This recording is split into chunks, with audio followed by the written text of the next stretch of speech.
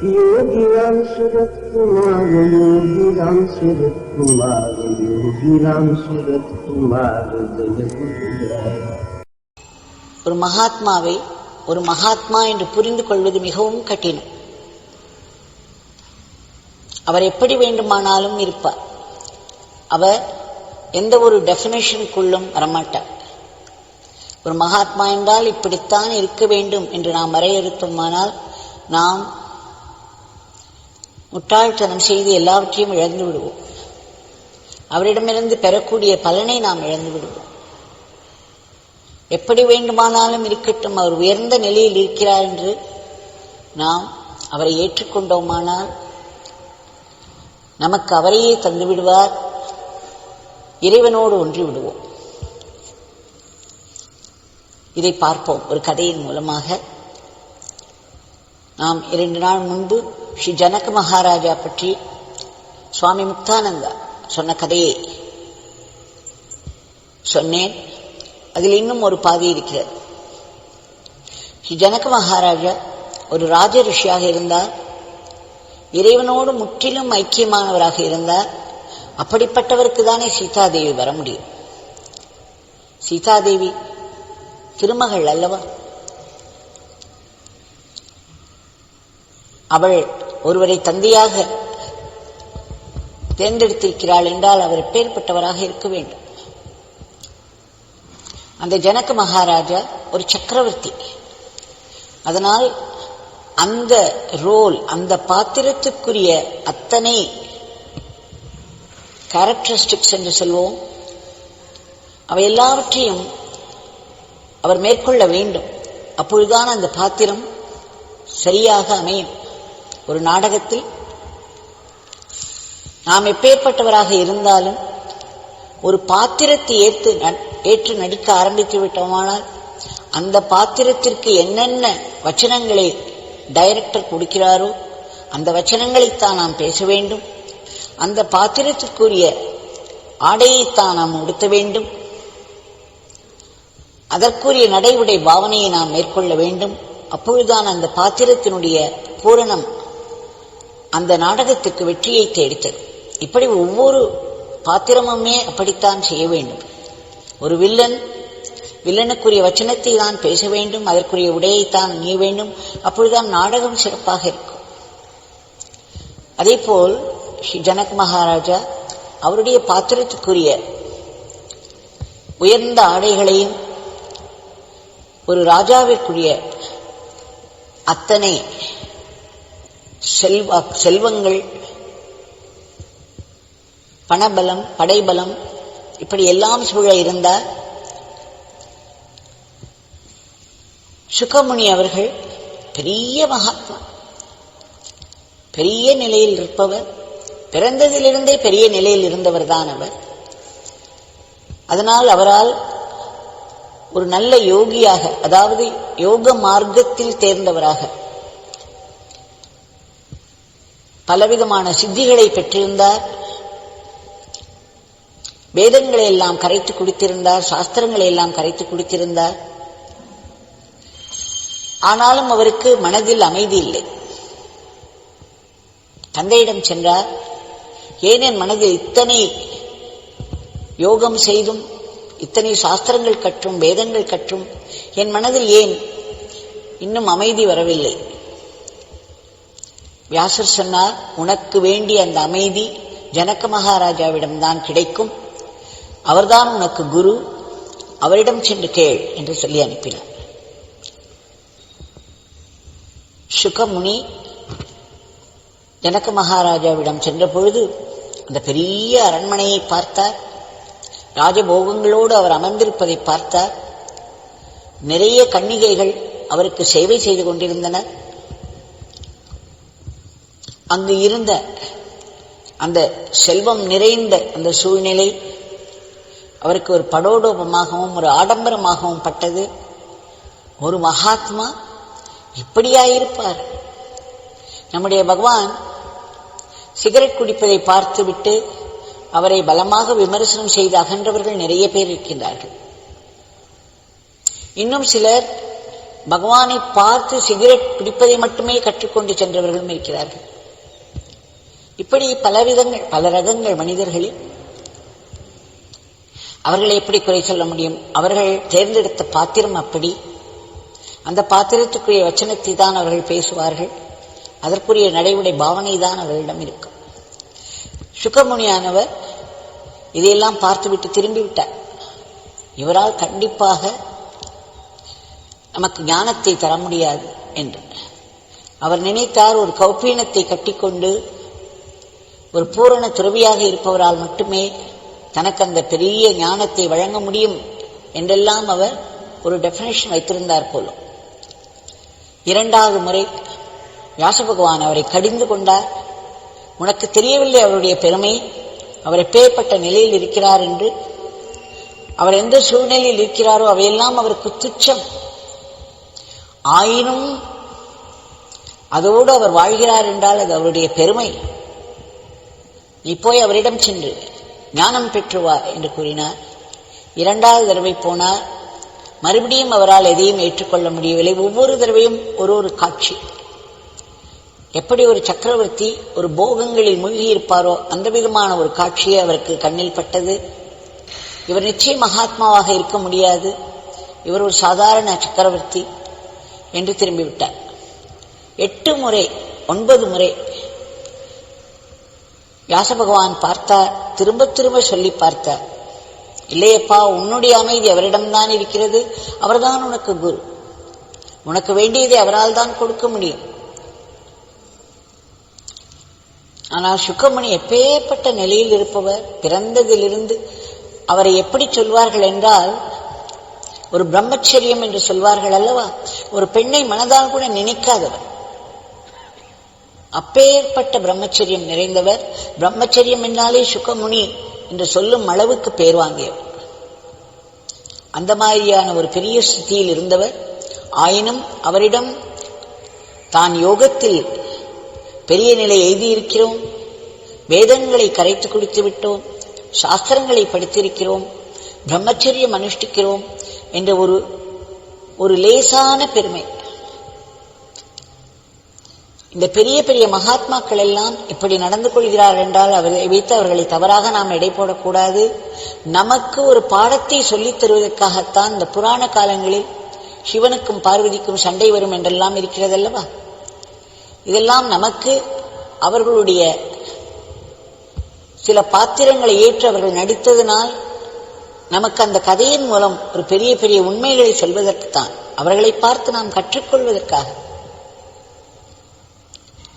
ஆக சுக்கமணியானவர் 9 முறை சென்று திரும்பியதனால், ஆனால் ஒவ்வொரு முறையும் அவருடைய தந்தையார் சொன்னது சிறிது சிறிதாக அவருடைய உள்ளே சென்றிருந்தது. அதனால் அவருக்கு இப்பொழுது ஒரு நிறைய ஓரளவிற்கு ஜனக மகாராஜா உண்மையாகவே பிரம்மஞானியாக இருப்பாரோ என்ற ஒரு சந்தேகம் வந்துவிட்டது. நாம் தவறு செய்கிறோமோ என்ற நிலை வந்துவிட்டது. அதனால் அவருக்கு உள்ளே சிறிது அடக்கம் வந்தது. ஹியூமிலிட்டி ஒரு பெரிய சொத்து, பெரிய ஆன்மீக சொத்து. யாரிடம் அடக்கம் இருக்கிறதோ, யாரிடம் உண்மை இருக்கிறதோ அவர்கள் பெரிய சொத்தை பெற்றவர்கள். அவர் பெரும் நிலையில் இருந்ததனால் அவருக்கு அந்த அடக்கம் மிக எளிமையாக வந்துவிட்டது. ஆயினும் இன்னும் முற்றிலும் தீரவில்லை. இப்பொழுது வழியிலே ஒரு பெரிய துறவியை பார்த்தார், ஒரு வயதான துறவி. அவர், சுக்கமுனி, நீ என்ன செய்கிறாய்? அவருடைய வெளித்தோற்றத்தை பார்த்து, சுற்றியிருக்கும் செல்வாக்கை பார்த்து அவரை தவறாக எடை போட்டு விடாதே. அவர் சாக்ஷாத் பரபிரம்மம், பிரம்மஞானி. அவர் எதிலும் சிறிதும் பற்றுமில்லாது. அவர் அந்த சக்கரவர்த்தியாக இருந்து இந்த நாட்டை ஆழ்வதனால் அதற்குரிய பாத்திரத்திற்குரிய அந்த எந்தெந்த விதமாக நடை உடை பாவனை இருக்க வேண்டுமோ அப்படி இருக்கிறார். ஆனால் அது எதிலுமே அவர் சிறிதும் பற்றில்லாதவர். 600-700 கன்னிகைகள் தி குயின்ஸ் என்று சொல்வார்கள் அல்லவா, அவர்களையெல்லாம் பார்த்து விடாது. நம் மனது கரைப்பட்டிருந்தால் நமக்கு எல்லாமே கரைப்பட்டதாக தோன்றும். நம் மனது சுத்தமாக இருந்தால் எல்லாமே வெளியில் நல்லவையாக தோன்றும். இதைத்தான் நம் பகவான் அடிக்கடி சொல்வார். யார் ஒருவர் எந்த ஒரு நிகழ்ச்சிக்கும் ஒரு பெரிய விளக்கத்தை புரிந்து கொள்கிறாரோ அவர் இறைவனிடம் நெருக்கமாக இருக்கிறார். எத்தனைக்கெத்தனை உயர்ந்த விளக்கம் உன் மனது ஒவ்வொரு நிகழ்ச்சிக்கும் கொடுக்கிறதோ அத்தனைக்கத்தனை உன்னுடைய மனம் உயர்ந்திருக்கிறது, அது இறைவனிடம் நெருக்கமாக இருக்கிறது. எத்தனைக்கெத்தனை ஒவ்வொரு நிகழ்ச்சியும் மிக இழிவாக நாம் புரிந்து கொள்கிறோமோ, இழிவாக பேசி வருகிறோமோ, அத்தனைக்கத்தனை இழிவான நிலையில் நம் மனம் இருக்கிறது. அத்தனைக்கத்தனை இறைவனிடமிருந்து நமக்கு தூரம் அதிகரிக்கிறது. இதை திரும்ப திரும்ப பகவான் சொல்லிக்கொண்டே இருப்பார். The higher the interpretation that you give to any happening, the closer you are to God. And reversely, the closer you are to God, the higher will be your interpretation upon any happening. இது நம்முடைய பகவானுடைய வார்த்தைகள். இப்பொழுது சுகமுனியிடம் அந்த ascetic, அந்த துறவியானவர் இதை எடுத்துச் சொல்கிறார். அது மட்டுமல்ல, இந்த துறவி, அதற்காகத்தான் இந்த கதை. அப்பா, ஒரு நல்லவரை பற்றி நீ இழிவாக நினைத்தால் உன்னிடம் இருக்கும் புண்ணியங்கள் எல்லாம் போய்விடும். நீ எவ்வளவு கஷ்டப்பட்டு புண்ணிய காரியங்கள் செய்து இறை சக்தியை தேக்கிக் கொண்டிருக்கிறாயோ அந்த இறை சக்தி எல்லாம் ஒரு ஓட்டை வழியாக ஜலம் வெளியேறுவது போல் வெளியேறிவிடும். நீ பாடுபட்டு சேர்த்து வைத்திருக்கும் இறை சக்தியை காப்பாற்றிக் கொள்ள வேண்டும் என்றால் மகாத்மாக்களை பற்றி இழிவாக நினைக்கக்கூடாது. இப்பொழுது 9 முறை நீ போய் வந்து விட்டாய். இந்த 9 முறையில் உன்னுடைய அத்தனைய புண்ணியங்களும் எவ்வளவோ கரைந்து விட்டன. இனியாவது நீ அவரை வேறு விதமாக பார் என்று சொல்கிறார். இதையும் பகவான் சொல்லிக்கொண்டே இருப்பார். அதனால் இப்பொழுது ஓரளவுக்கு மனம் மாறி இருந்த சுகமுனி முற்றிலும் மாறிவிட்டார். அடடா, எப்பேற்பட்ட தவறு செய்து விட்டேன். அவருடைய தோற்றத்தையும் அவருடைய ராஜபோகங்களையும் சுகபோகங்களையும் பார்த்து அவரை எடை போட்டு விட்டேனே. அந்த சுகபோகங்கள் என் மனதில் இருந்தால்தானே அவைகளை நான் கெட்டவையாக நினைக்க முடியும். என் மனதினுடைய கரையை அவர் மேல் ஏற்றிவிட்டேனே என்று மனம் அருந்தி அவர் உடனே அரண்மனையை நோக்கி சென்றார். இப்பொழுது உள்ளே அமர்ந்து கொண்டிருந்த ஜனக மகாராஜாவிற்கு தெரிந்துவிட்டது சுகமுனி முற்றிலும் மாறிவிட்டார், அரண்மனையை நோக்கி வருகிறார் என்று. உடனே அவர் உத்தரவிட்டார் வாயில் காப்போனிடம், அவர் வந்தால் அவரை உள்ளே விடாதே, 3 நாட்கள் அவர் வெளியிலேயே இருக்கட்டும் என்று சொல்லிவிட்டார். அதேபோல் சுகமுனி சென்றவுடன் அந்த வாயில் காப்போன் அவரை உள்ளே விட மறுத்தார். உடனே இப்பொழுது முற்றிலும் மாறிவிட்ட சுகமுனிக்கு பெரும் அடக்கம் வந்துவிட்டது. தன்னுடைய குருவானவர் என்ன சொன்னாலும் அது சரியாகத்தான் இருக்கும், அதற்கு எனக்கு தேவை இருக்கிறது, அதில் என்னுடைய வளர்ச்சி இருக்கிறது என்பதை புரிந்து கொண்ட சுகமுனி அப்படியே நின்று விட்டார்.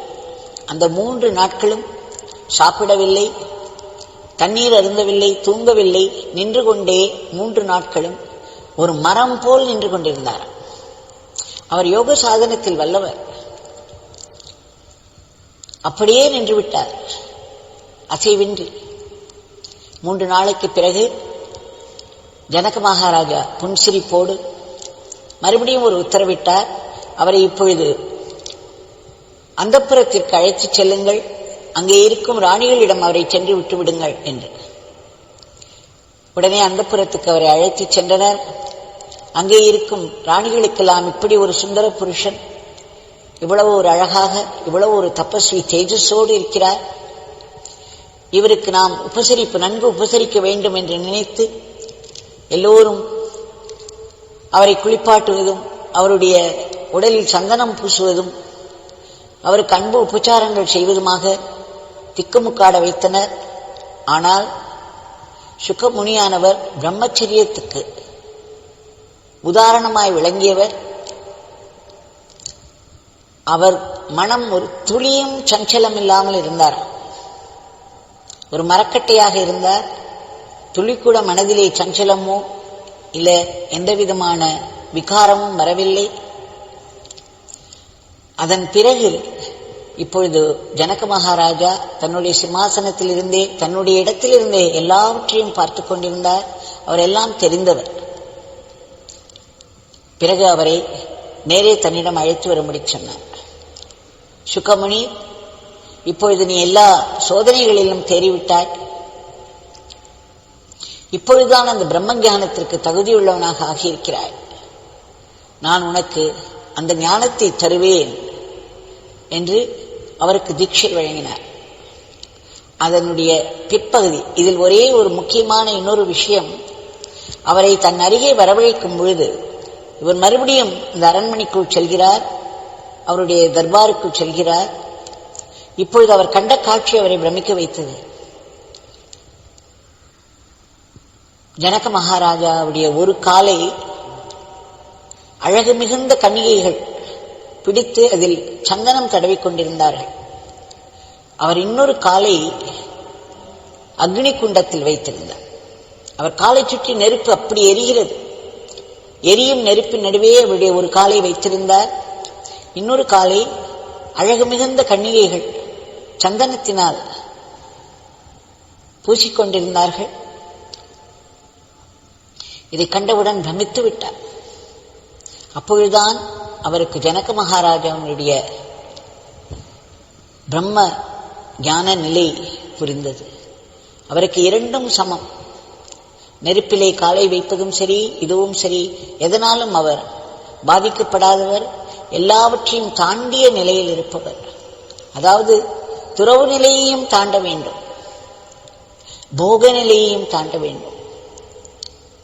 இரண்டுக்கும் அப்பாற்பட்ட அந்த பெரிய நிலையில் அவர் இருக்கிறார் என்பதை இந்த ஒரு காட்சியின் மூலம் ஜனக மகாராஜா அவருக்கு உணர்த்தினாரா. அதன் பிறகுதான் அவர் சொல்கிறார், தட்சிணை எனக்கு கொடு. உனக்கு நான் தீட்சை கொடுக்க வேண்டுமானால் நீ எனக்கு தட்சிணை கொடுக்க வேண்டும். இது நம்முடைய சம்பிரதாயம். குருவிற்கு நாம் தட்சிணை கொடுக்க வேண்டும். என்ன தட்சிணை கொடுக்க வேண்டும்? நம்மையே அல்லவா கொடுக்க வேண்டும். இந்த உடல் என்னுடையதல்ல, இந்த உடலை ஒட்டி இந்த வாழ்க்கை என்னுடையதல்ல. நீங்கள் எடுத்துக் கொள்ளுங்கள், நீங்கள் என்னை வழி நடத்துங்கள். நீங்கள் சுகம் தருகிறீர்களோ துக்கம் தருகிறீர்களோ இரண்டையும் தங்களுடைய பிரசாதமாக நான் ஏற்றுக்கொள்வேன். அதுதானே ஒரு உயர்ந்த தட்சிணையாக இருக்க முடியும். ஆனால் இப்பொழுது மறுபடியும் ஒரு சோதனை வைத்தார். அதைத்தான் நான் முன் பார்த்தோம். அதாவது இந்த உலகத்திலேயே எந்த ஒரு பிரயோஜனமும் இல்லாமல் உபயோகப்படாத ஏதாவது ஒரு வஸ்துவை எனக்கு கொண்டு வா, அதுவே எனக்கு தட்சிணை என்று சொல்லி அனுப்பினார். அந்த கதையை நாம் பார்த்தோம். அவர்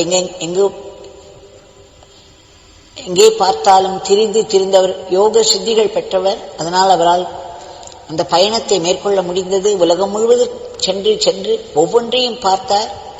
அப்பொழுது அவருக்கு ஒரு அறிவு வந்தது.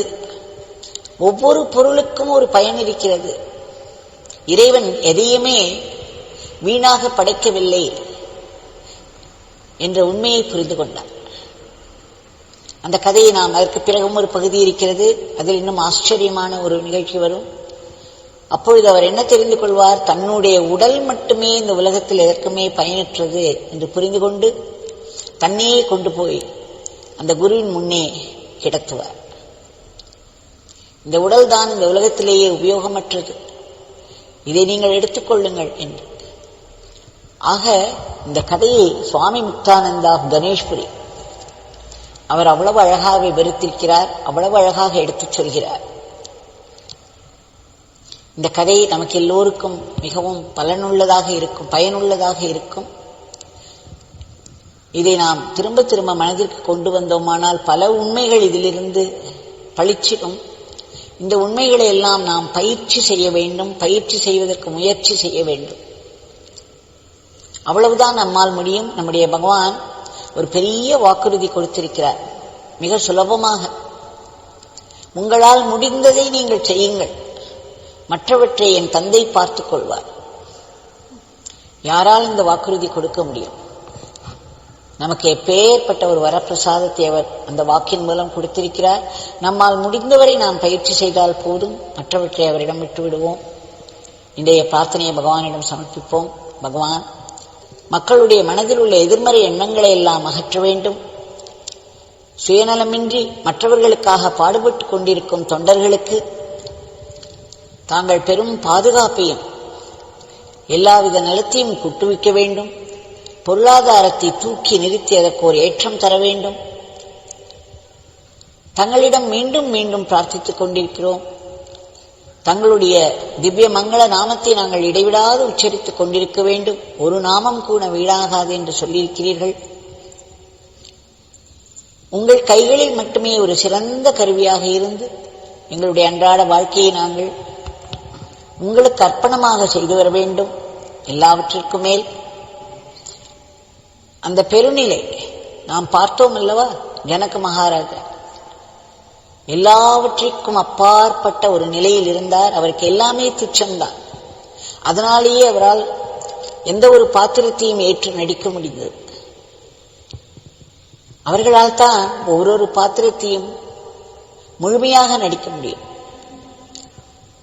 அந்த பேரானந்த பெருநிலை எங்களுக்கும் கிட்ட வேண்டும். அதற்கு எங்கள் மனம் முற்றிலும் தூய்மையாக வேண்டும். அப்பொழுதுதான் உங்களுடைய உயிரோட்டமான இருப்பு எல்லா இடத்திலும் எப்பொழுதும் பார்க்க முடியும்.